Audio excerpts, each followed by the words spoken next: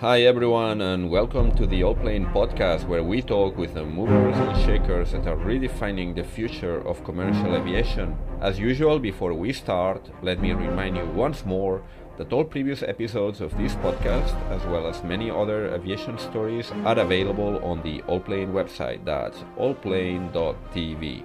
ALLPLANE.tv.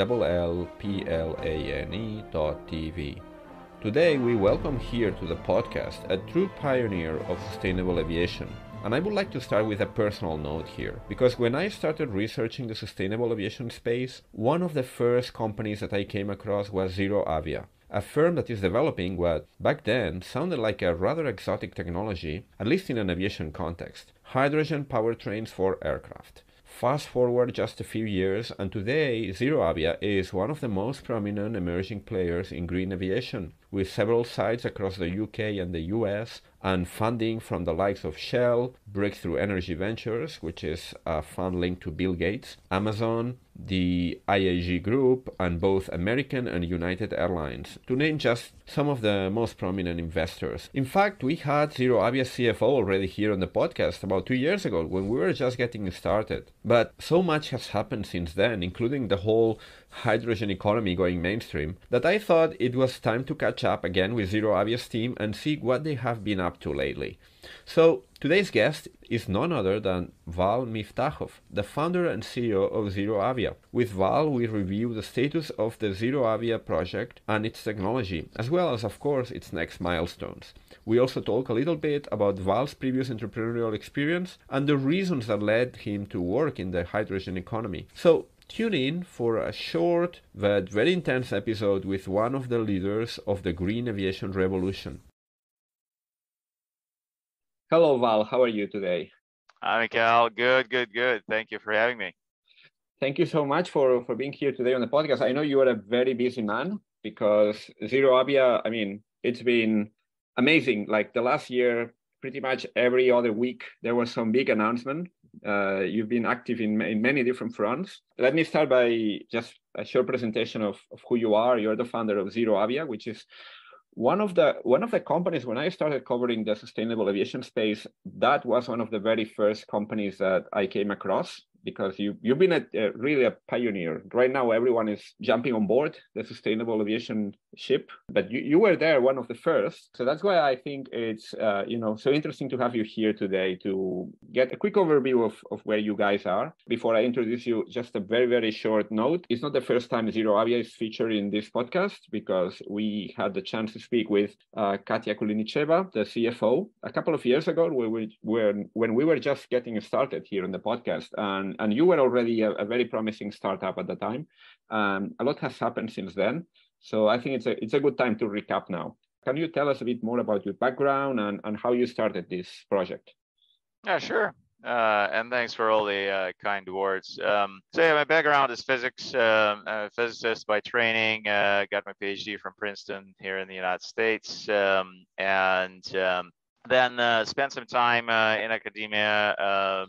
Decided that this is a little bit too dry for me, and no sort of immediate impact on how people live. So that's when I moved over to the business side. Spent some time at McKinsey and Company, so management consulting. Then Google, really liked the digital revolution, and was at Google for a number of years. Ran a number of things, including some product development, engineering. And while I was at Google, I started what was initially a sort of personal project in the sustainable transportation, my first project in that area. This was electric vehicle conversions. So built my first electric cars myself. So Wow. a nice 124 Spider, Italian Fiat convertible, little car converted to electric, then BMWs, and then decided to form a company around it. So that became my previous company before ZeroAvia, which eventually morphed into the largest network of smart grid-enabled electric vehicle charging systems, so software, hardware services, and then we sold it to NL, the largest utility in the world. So that was 5 years ago. And that's when I launched ZeroAvia. So I was always into aviation. I'm a pilot myself for the last 20 years. Helicopters, airplanes, you name it. I love it. And I didn't want to see industry disappearing effectively, which is what will happen if we don't solve our pollution problem, our climate impact problem. Mm-hmm. And in aviation, as we started thinking about it, in aviation, it's not just about carbon, it's about high altitude emissions, high altitude particle emissions, high altitude, high temperature water, vapor emissions, nitrogen oxides, all those things.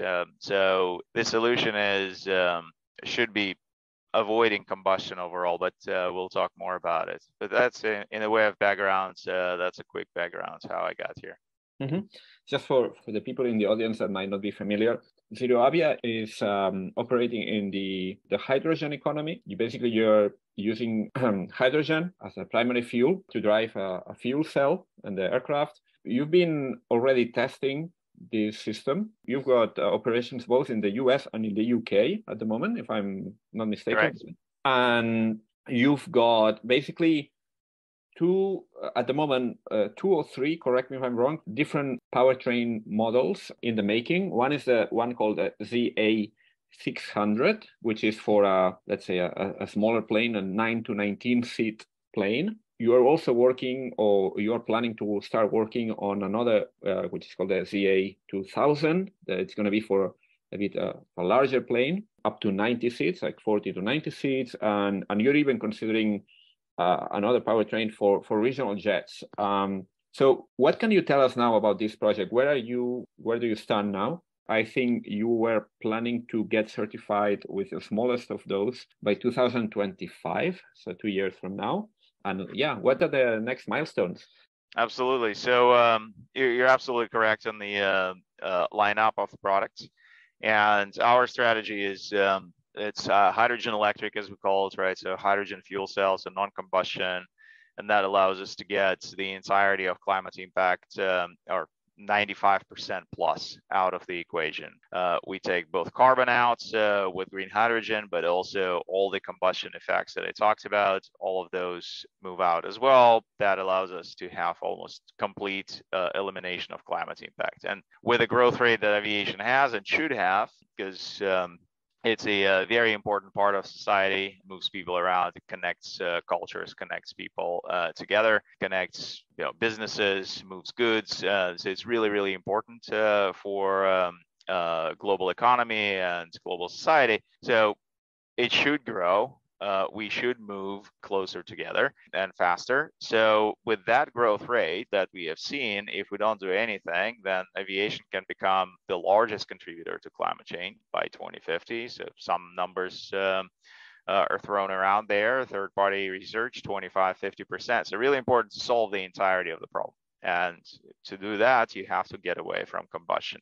So hydrogen electric is our approach. We start with smaller aircraft. It's called Part 23 aircraft, sub 20 seats. The reason is that the regulatory environment is easier. It's already a multi-billion-dollar market, and you prove the technology to the rest of the market with this application in commercial service, safe operation, and then it becomes easier to go to larger aircraft.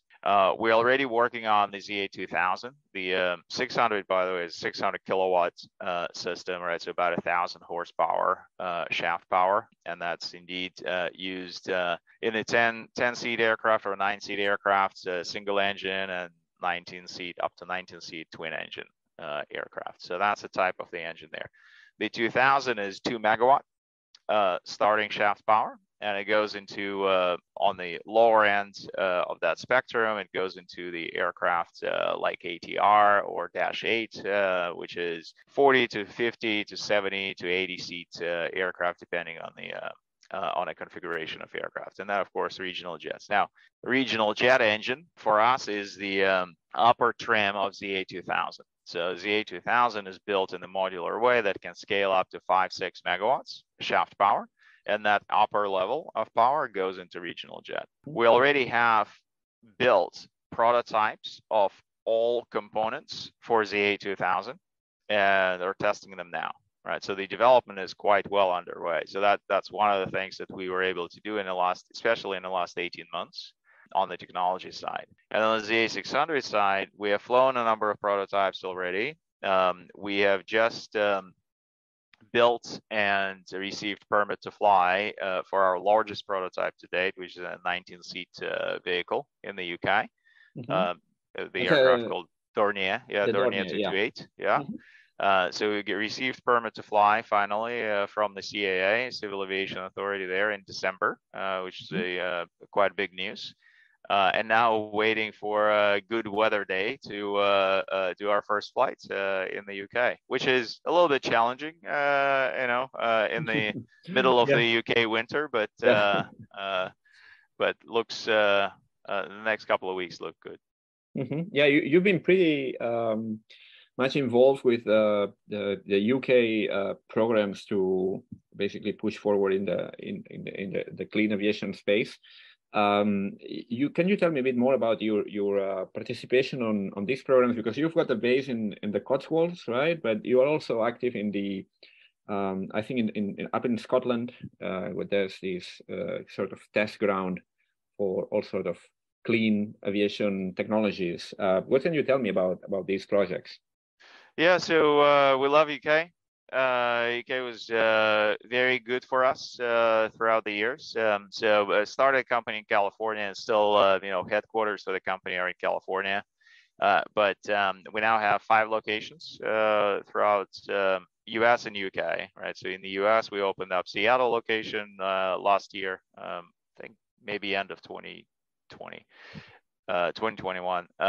So opened the Seattle location to access the talents there and some of the partners. We've signed on some of the operators and investors there. So Amazon is, of course, based in Seattle, one of our investors.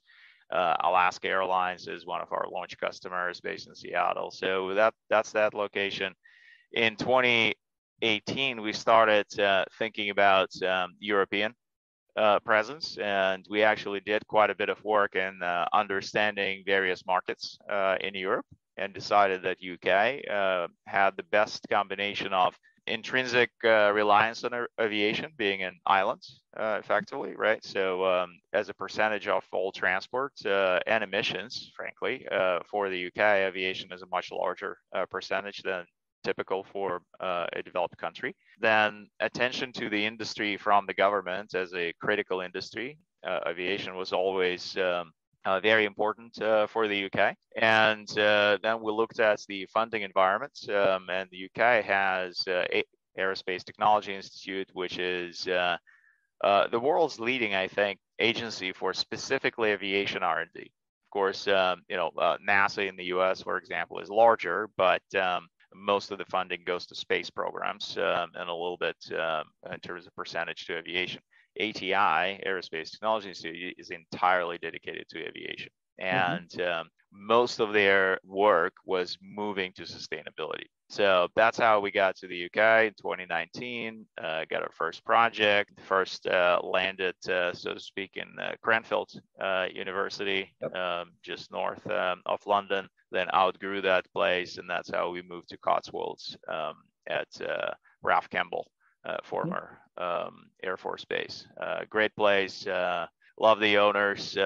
They love what we're doing. So really, really good working relationship there. We have a large World War II hangar there that we've redone inside to host one of the best R&D programs now in aviation. And then late last year in September, we have acquired another company called HyPoint. And that added another location in the UK for us.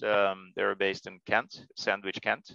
So opposite direction from London, from Cotswolds, about the same distance. And this team added to ZeroAvia the core technology in high temperature fuel cells, which is going to be critical for high performance fuel cell based power plants.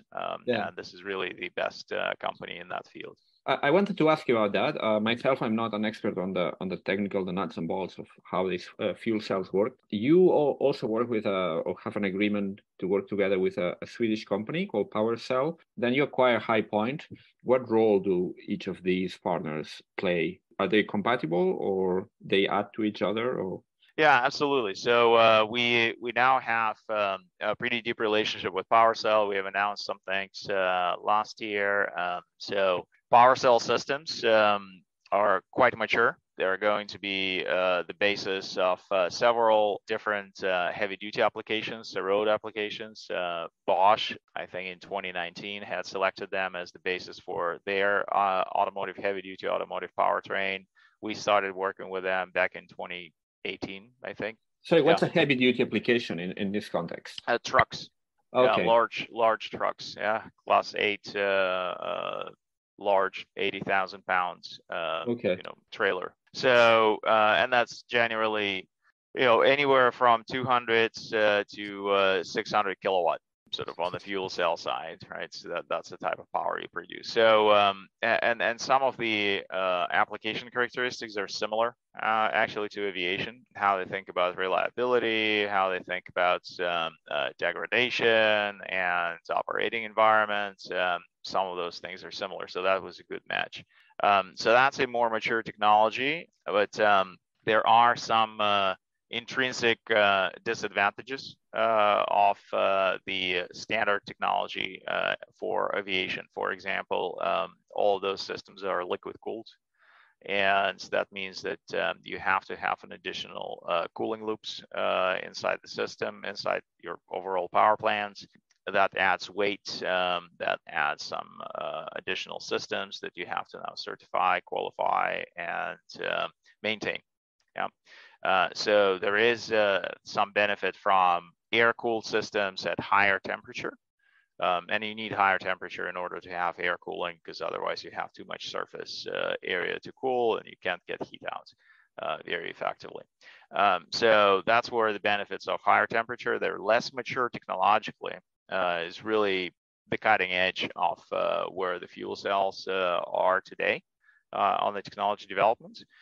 So we see those potentially being applicable to our ZA2000 power plants, so larger power plants that's slated for launch in 2027. Our first 600 kilowatt systems will be launched based on PowerCell systems, based on the low temperature liquid cooled systems, where for small planes, they deliver great performance. And as I said, they're more technologically mature, so their level of risk is lower as well, right? So they're really at the company roadmap level, they balance each other pretty well. The hydrogen, gas or liquid? Initial launch gas for the small vehicles, but then we will, once we go liquid for the larger aircraft in 2027, then we'll have an option for smaller aircraft to go liquid as well. With liquid, there are of course issues with the certification. It's a more complex system, right? So certification challenges are bar a little bit higher. Still quite possible to certify, but not in the 2025 timeframe, we think. The bigger problem with liquid is the cost adder, right? So the way the production works, right? And we have quite a bit of actual plane infrastructure side as well. And some of our largest investors are pretty large infrastructure players like Shell, for example. But if you look at how the fuel is produced, so you start ideally with green hydrogen, just like a picture behind me. You start with green hydrogen, which is produced from renewable sources, and then you can use that right away. The gas form you can use right away in the plane, and that's what we plan to start with. But in order to use liquid, which you have to do for larger planes, because otherwise you can't get enough energy on board, so you need a liquefaction system, which that needs to convert gas into liquid, and then you need to store it somewhere, and then you need to manage the boil off that, because it's a very cold temperature, and then it heats up from the ambient, and then you have different situation from the maintenance perspective. So all of those things add cost to the liquid hydrogen fuel, and that cost adder is quite significant. So if you do it at the wrong time, then that cost adder can be detrimental to the business. So we think 2027 is a good time to have it. You've been increasingly defining ZeroAvia not just as a company, let's say, that makes aircraft technology, but also as a sort of a player in the whole hydrogen ecosystem, the whole value chain. So how do you see this whole system working? I mean, where is the hydrogen going to come from? How are you going to make sure that you or your customers, the people that use the systems that you make, are going to have access to hydrogen, that it's going to be from green sources, and that this whole supply chain is going to be in place? Because to me, it sounds like it's one of the biggest challenges now, because, well, we know how to make hydrogen play. Of course, there's many things still need to be polished, but there's a whole supply chain that is built for fossil fuels that is not yet there for hydrogen and other green sources. No, that's a great question. And we think that the best approach there will be distributed production of fuel. So this is a bit different from what you see in automotive. And the reason is the natural concentration of demand in aviation, right? So there are relatively few places where planes fill up, and those are airports. And there are not a huge number of airports typically covering a certain amount of space. So like in the United States, for example, you have 150 airports that cover 97% of the traffic, and 100% of the commercial traffic is just 400 locations, right? And similar sort of concentration levels elsewhere, which means that every one of those locations, once things start moving and conversion starts happening to this new fuel, every one of those locations has enough volume to warrant production on site, right? So you can install the equipment and you can put that storage and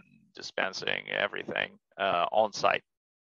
So then what you need is, ideally, all of that fuel is produced from renewable electricity through electrolysis. So you need a high capacity electricity line going into the airport, so transmission lines going to the airport. And we actually have done over the last, especially 9 months, we've done a lot of profiling of airports worldwide on the level of transmission access, how much electricity might be made available, how do we connect airports that are not yet connected to the transmission lines that are nearby. We understand what the distances are that we need to work with on the power delivery. It's always much easier to deliver electrons than deliver pretty much anything else, right? It's wires. You can lay out wires in whatever configuration you want versus for example, pipelines or delivery over roads of those volumes of hydrogen becomes prohibitive pretty quickly because of the high volume that's required. So we're really thinking that it's a distributed story. And we have done quite a bit of work around that. My previous company that I mentioned built the platform for charging infrastructure and had the largest smart grid-enabled charging infrastructure for electric vehicles. We're planning to use some similar approaches here for production of hydrogen that further reduces the cost of hydrogen. So I think we have a pretty good story there. Mm-hmm. Yeah, I guess that's a story that has got the attention of quite a few major players in this industry, because you've been closing new funding rounds constantly these last couple of years.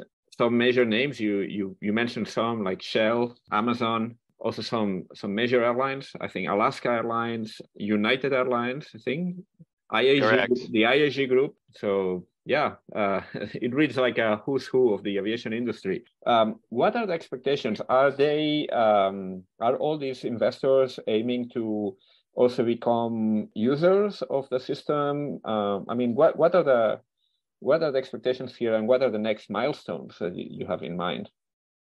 Yeah, absolutely. And I think that's reflective of you mentioned that we were pioneers and the first to really think about how we're going to move the commercial aviation. Right. So when I started the company 5 years ago, there were a lot of projects around, flying drones, basically, or flying cars. And there's still a lot of those. But while they're quite interesting technically, perhaps, they don't do anything to the impact of the big aviation. Right, of that constantly increasing traffic, and we're burning fossil fuel in those. So I really wanted to go and solve that. After successfully building my previous company in automotive space, I wanted to go to aviation. So we started with that mission, and I think all those investors and customers reflect that they believe in this approach. And they see us as the driving force for this, and they want to have early access to those solutions. They want to also understand how the solutions will work with their networks, for example. So all of those investors from the airline side, from the operator side that you mentioned, are working with us quite closely on looking at their specific networks, looking at their hubs, looking at where they do fueling of the aircraft, where they do maintenance of the aircraft, how's that going to work with this new hydrogen system, right? Mm-hmm. And right now we have some top airlines, so United, American, British Airways, IAG Group, of course, Alaska. All of these are customers and investors. And then on the investor side, of course, Amazon and Breakthrough Energy Ventures. So this is Breakthrough Energy Ventures, Bill Gates Fund. They supported us from the very beginning, from our Series A back in 2020. And Shell was in there as well. On the infrastructure side, they're quite interested. Then we've added some specialized investors like AP Ventures based in the UK. That is the most advanced deep tech fuel cell investor out there.